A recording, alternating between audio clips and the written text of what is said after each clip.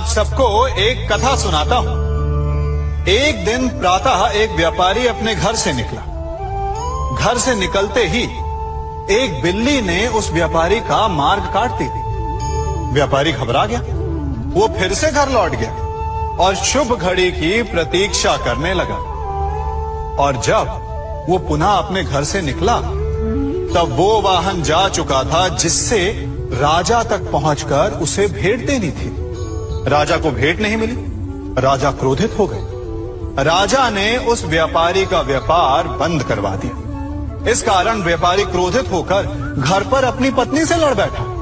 पत्नी अपने बच्चों समेत मैके वापस चली गई और उस व्यापारी के जीवन में यदि कुछ रह गया था तो केवल अंधकार। और इन सब का कारण वो उस बिल्ली को मानता रहा जिसने उसका मार्ग काटा था। ऐसा ही एक दूसरा व्यापारी राजा को भेंट देने निकला और उस व्यापारी का मार्ग भी एक बिल्ली ने काट दिया। वो व्यापारी तनिक घबराया, परंतु उसने आगे बढ़ना अधिक उचित समझा। राजा तक वो समय पर पहुंचा।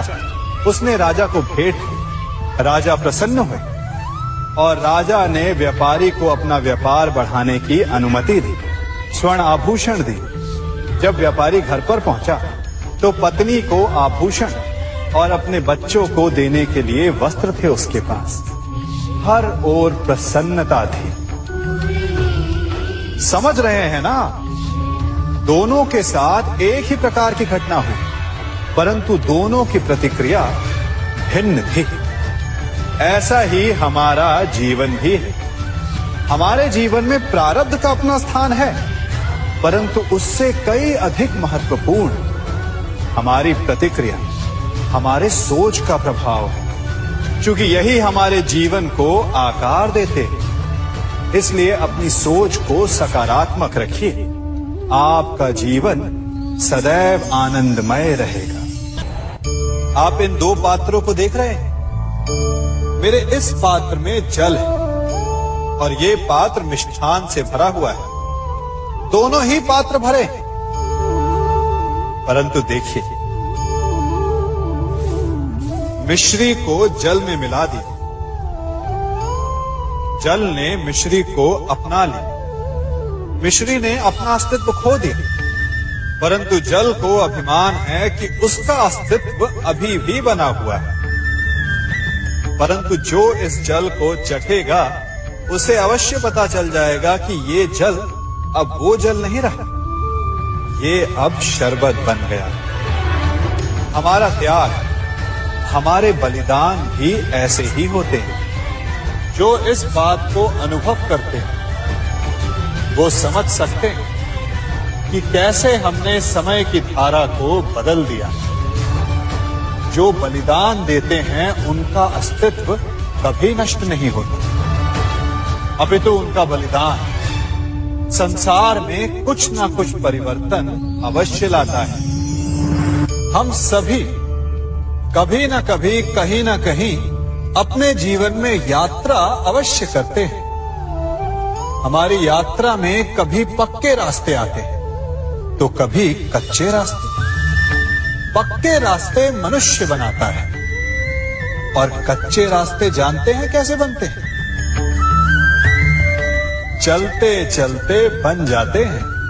जब लोग एक स्थान से जाते हैं तो पैरों के दबाव से नीचे की घास कुचल जाती है। बार बार उस मार्ग से जाने से धीरे धीरे मार्ग स्वतः ही बन जाता है। और यही जीवन है, यही नियति है। जब आपके जीवन में आपको मार्ग ना मिले तो रुकिए नहीं, आगे बढ़ते रहिए और आपके पैरों के दबाव से मार्ग स्वतः ही बन जाएगा। हम सभी अपने जीवन में सफलता चाहते हैं, है ना? उसके लिए हम रात दिन परिश्रम करते हैं, कड़ी मेहनत करते हैं, परंतु फिर भी असफल हो जाते हैं। परंतु ऐसा क्यों होता है? कभी सोचा आप सबने? क्योंकि सफलता पाने का मंत्र बड़ा कठिन नहीं, बड़ा सरल है। उचित विचार, उचित समय उचित स्थान पर उचित प्रहार। जब आपके विचार, समय, स्थान और प्रहार यानी परिश्रम उचित है, तो सफलता आप ही को मिलेगी। जिस प्रकार एक लोहार लोहे से कुछ बनाते समय उस लोहे के सही ताप तक के आने की प्रतीक्षा करता है और समय आने पर उचित स्थान पर पर्याप्त बल से प्रहार करता है और लोहा आकार ले लेता है, ठीक उसी प्रकार आपकी सफलता भी आकार लेती है। हम सभी को अपने जीवन में कभी ना कभी निराशा मिलती है, असफलता मिलती है और अधिकतर लोग इसके पश्चात भाग्य का रोना लेकर बैठ जाते हैं। कुछ कहते हैं कि जिस स्थान पर मैं हूं उससे कई ऊंचे स्थान पर होने के योग्य था, परंतु नहीं जा पाया। किसी को पीड़ा है कि उसे जो मिलना चाहिए था वो उसे नहीं मिला, भाग्य ही बुरा था। भाग्य क्या होता है? भाग्य वन में खिला पुष्प देवताओं को चढ़ाया जाएगा, या किसी सुंदरी की वेणी में वो सजेगा, या फिर उसे कुचलकर उत्पाद बना दिया जाएगा। ये सब एक पुष्प के नियंत्रण में नहीं होता, परंतु जब तक उस पुष्प का अस्तित्व है, सुगंध बिखेरना उसके वश में अवश्य है। परंतु भाग्य हमारे वश में नहीं, और जो हमारे वश में नहीं उसके लिए दुखी होने से क्या होगा? कर्म पर वश है, वो कीजिए और धीरे धीरे भाग्य आपके वश में आ जाएगा, क्योंकि कर्म ही प्रधान है। सम्मान। मनुष्य के जीवन में सम्मान का बहुत अधिक महत्व है।